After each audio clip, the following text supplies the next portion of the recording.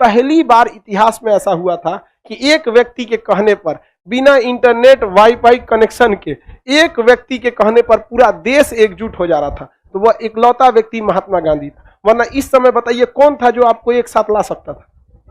कोई नहीं था। अभी के वक्त में आपका टेक्नोलॉजी आ गई है, ये आपकी बातों को तुरंत पहुंचाया जा सकता है। उस समय नहीं पहुंचाए जा सकते थे। अखबार में भी अंग्रेज जिसको मन वही छाप सकते थे, उल्टा सीधा अखबार में भी आप नहीं छाप सकते थे। तो उस समय महात्मा गांधी ने बहुत बेहतरीन काम किया था। और पूरे मुसलमान सब भी किसके साथ आ गए? महात्मा गांधी। किसान महात्मा गांधी, मजदूर महात्मा गांधी, विद्यार्थी पढ़ा लिखा होता है, वो देखता है कि आदमी अच्छा रहेगा तो उसका साथ दे देगा। पूरा विद्यार्थी अन्ना हजारे के साथ था कि नहीं? क्या विद्यार्थी रामदेव के साथ है? विद्यार्थी सब समझता है। आप हमको योगा सिखा के पतंजलि बेचेंगे, समझ आ गया कि नहीं आ गया? काला धन चिल्लाएंगे, अब नहीं चिल्लाएंगे, समझ आएगी? काला धन आया थोड़ी है, नहीं आया, 1% भी नहीं आया, बट आप चिल्लाएंगे नहीं। तो विद्यार्थी अच्छा समझता है। विद्यार्थी जो है वो किसी भी स्टेट में रहे, बिहार में रहे, यूपी में रहे, लेकिन विद्यार्थी पढ़ा लिखा है, अरविंद केजरीवाल को पसंद करता है, अपने मुख्यमंत्री को भी कहता है कि आप भी ऐसा कीजिए, कहता है कि नहीं कहता है? तो विद्यार्थियों की सोच अच्छी होती है, एजुकेटेड होते हैं वो लोग, तो वो भी महात्मा गांधी के साथ हो गए। और विद्यार्थियों को लगा कि अंग्रेज जो थे इतने प्रभावशाली थे, जो तीन कट्टिया जैसे पद्धति, जैसे मामूली चीज थी तीन कट्टिया पद्धति, अंग्रेज जमींदार जमीन नहीं दे रहा था। जब लोग ये 3 कट्ठा जमीन नहीं छोड़ा पाते थे तो लोगों का पावर सोचिए, उस समय लोगों की पावर कितना था। 3 कट्ठा जमीन नहीं छोड़ा पाए लोग।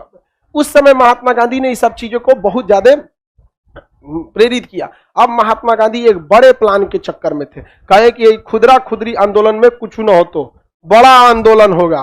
कौन सा होगा? बड़ा आंदोलन। और 1920 में या देखिए जैसे चौरी ये जलियांवाला बाग भी हत्याकांड हो गया, महात्मा गांधी को इमोशनली रूप से तोड़ दिया अंग्रेजों ने। महात्मा गांधी कसम खा लिए कि तुम चोटों पे कभी भरोसा नहीं करेंगे। अंग्रेज सबके लिए महात्मा गांधी जो सहयोगी थे, महात्मा गांधी शुरुआत में तो अंग्रेजों के सहयोगी थे, सेना में भर्ती कराते थे, वो क्या बन गए? असहयोगी बन गए। और महात्मा गांधी ने नॉन कोऑपरेटिव मूवमेंट चालू किया, असहयोग आंदोलन। कब चालू किया? 1 अगस्त 1920। इसकी पूरी रूपरेखा तैयार हो गई महात्मा गांधी के असहयोग आंदोलन की। इसमें सबसे पहला उद्देश्य था किसी भी हाल में हिंसा नहीं होनी चाहिए, कहीं पे भी मारधार नहीं चलेगा, हिंसा नहीं होनी चाहिए नॉन कोऑपरेटिव मूवमेंट में। महात्मा गांधी ने कहा इसमें अंग्रेजों का संपूर्ण बहिष्कार कीजिए। अंग्रेजों का क्या करना है? संपूर्ण।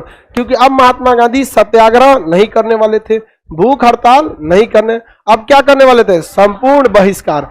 महात्मा गांधी ने कहा कि विद्यार्थियों को अंग्रेजों के बनाए स्कूल में नहीं पढ़ना चाहिए। समझ गया? अंग्रेजों के बनाए स्कूल में नहीं पढ़ना चाहिए। महात्मा गांधी के केवल इसी बात के कहने पर भारत के 2 लाख स्टूडेंट ने विद्यालय छोड़ दिया। 2 लाख विद्यार्थियों ने क्या छोड़ दिया? स्कूल। अतनी आज कोई नेता बोले ना स्कूल मत जाओ, ओकरे मारेगा। महात्मा गांधी के कहने पे कितने विद्यार्थियों ने स्कूल छोड़ दिया? 2 लाख। और ये आप कहेंगे कि ये तो गड़बड़ किया, लेकिन उसी समय भारतीयों ने अपना विद्यालय खोला और 600 से ज्यादा विद्यालय खोले गए। और उन विद्यार्थियों को कहां डाला गया एडमिशन के लिए?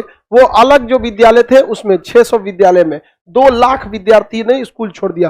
अंग्रेज का दिमाग ही खराब हो गया। उसका टीचर था, अकेले बैठ के चुपचाप गुड मॉर्निंग करता था। अब भारतीयों को, अब अंग्रेज जो थे वो शिक्षा के माध्यम से क्या करते थे? माइंड वॉश करते थे।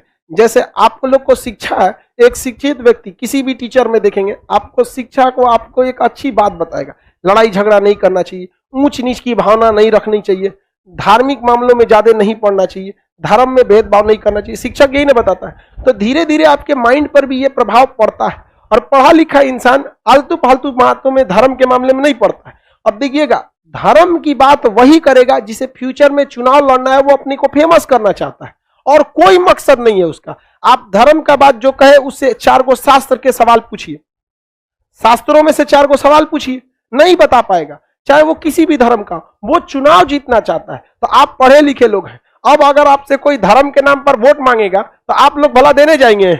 आप काम के आधार पर खोजने वाले होंगे। लेकिन आपसे जो पीछे की जनरेशन जो अभी जी रही है, वो अभी भी अपने जाति और धर्म पर ही जी रही है। तो आप एजुकेटेड हैं। तो अंग्रेज एजुकेशन फील्ड चलाते थे और भारतीयों का माइंड वॉश करते थे कि देखो भारत वाले किस काम के, सती प्रथा में लड़कियों को जला देते थे, विधवा पुनर्विवाह नहीं होने देते थे, उससे बेटर है अंग्रेज, तो अंग्रेजों की केवल तारीफ करते थे। तो वो एक शिक्षित समाज को ना तटस्थ रखना चाहते थे अंग्रेज, इससे बहुत बड़ा घाटा हुआ अंग्रेजों को। विद्यालय फुल टू किसके कंट्रोल में आ गया? भारतीयों के। अब वहां स्कूलों में राष्ट्र प्रेम की भावना भरी जाने लगी। अब यहां पर विद्यार्थी में से एक क्रांतिकारी आंदोलन हुए। यह बात हकीकत है कि असहयोग आंदोलन तात्कालिक समय में असफल रहा, लेकिन उसका लॉन्ग टाइम परिणाम बहुत जबरदस्त हुआ। एजुकेशन किसके हाथ में आ गया? भारतीयों के हाथ में। आज विद्यार्थी लोग को हर चीज, राष्ट्रीय अंतर्राष्ट्रीय मामलों पर आपको स्वतंत्र रूप से विचार रख सकते हैं। इसकी शुरुआत नींव कब से पड़ी थी? असहयोग आंदोलन। वरना अंग्रेज सब सोच रहे अपने हिसाब से सिलेबस तय करते थे सब। तो महात्मा गांधी, वकीलों ने वकालत छोड़ दिया, जज के पास जाने से वकील मना कर दिए। जज आते थे, अब नियम के हिसाब से वकील जो बोलेगा वो दोनों की दलीलों को जज को लिखना पड़ेगा और ये बताना पड़ेगा कि किस वकील ने कहां पर लॉजिक गलत दिया है। ऐसे नहीं जज फैसला सुनाता है कि नहीं आप जीत गए। जज का फैसला 200 पेज 400 पेज में आता है, इतना मोटा मोटा पेज में फैसला आता है, उसको हर बातों को लिखना पड़ता है। अब भारतीयों ने वकालत में से कहा कि हम भारतीयों के खिलाफ कैसे नहीं लड़ेंगे। अब जब केस नहीं लड़ेंगे तो भारतीय कितनों बड़ा का अपराध करके जाता था, समझा क्या? कोनो के गाल कैसे नहीं लड़ता था। तो जज क्या लिखेंगे? यही ना कि सारी दलीलें इसके पक्ष में थी, विपक्ष में कोई दलीलें नहीं था।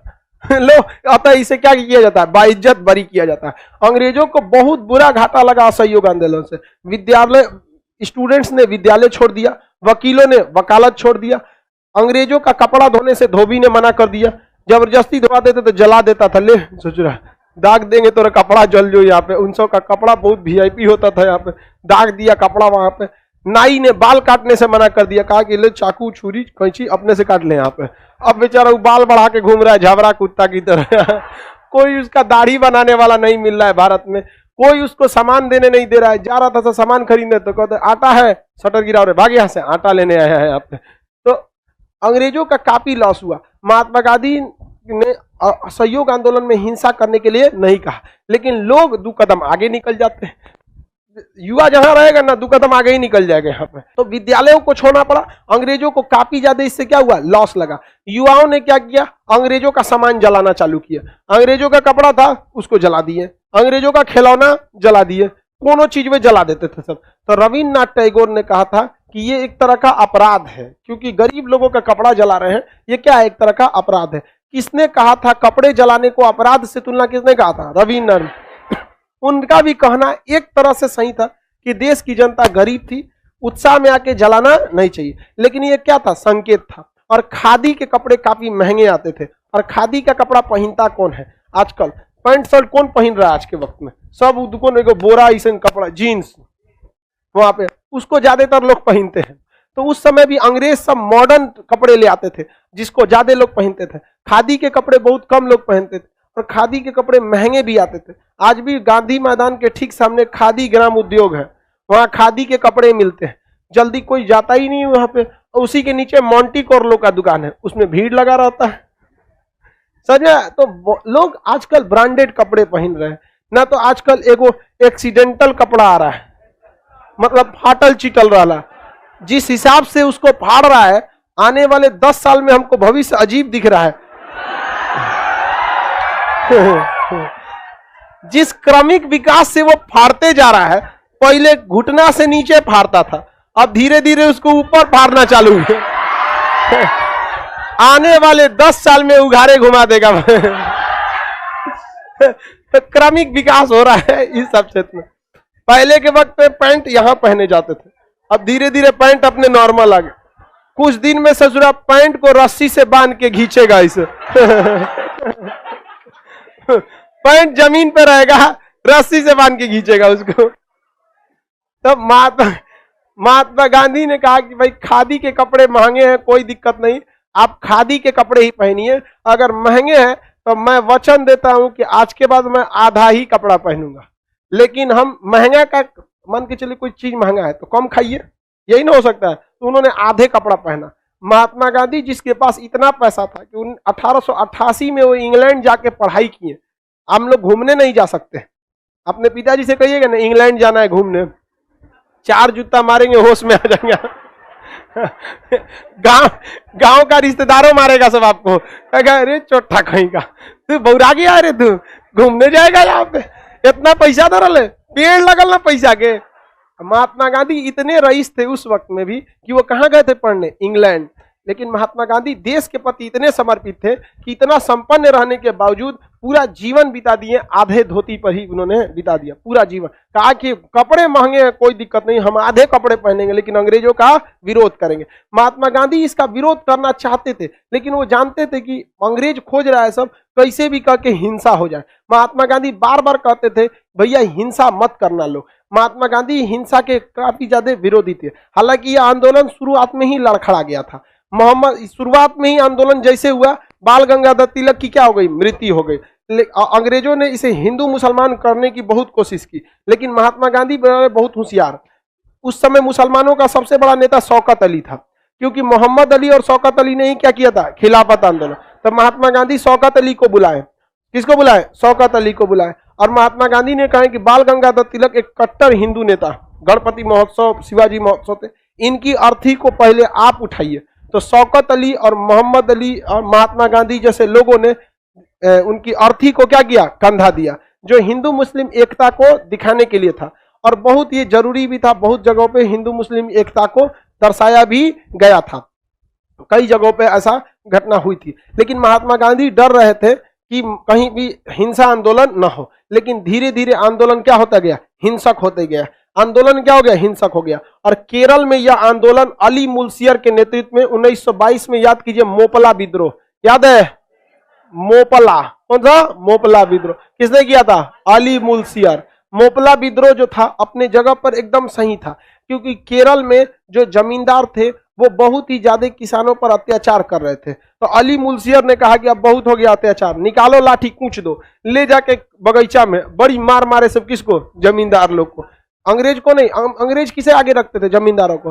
बगीचा में लेके किसको पीटा गया, जमींदार, बड़ी मार मारे सब जमींदारों को। जमींदार तो तीर टाड़ हो गया सब। अब जमींदार जो थे वो हिंदू धर्म के बड़े जाति के थे। अमूमन जमींदार देखेंगे तो हिंदू धर्म में बड़े जाति के लोग थे। और यह आंदोलन किसने किया था, अली मुल्सियर, मुस्लिम थे। तो अंग्रेजों ने सोचा कि यही मौका है, इसे हिंदू मुस्लिम का नाम दे देते हैं। जबकि आप अपने मन से सोच के देखिए, ये तो भारत के लिए उचित था कि नहीं था। अब इसका मतलब कि आप हिंदू धर्म के ऊंच जात के हैं तो यहाँ के लोगों पे अत्याचार करेंगे जमींदार बन के, अंग्रेज खिलाफ देगी नहीं। लेकिन अंग्रेजों ने इसको क्या किया, सोचा कि हिंदू मुसलमान का रूप दे देते हैं। लेकिन महात्मा गांधी तो थे ही यहाँ पर, उन्होंने सीधे कह दिया किसी भी धर्म का व्यक्ति रहेगा, कितने भी ऊंची जाति का रहेगा, यदि अंग्रेजों का साथ देगा, किसानों पर अत्याचार करेगा, कुचाएगा।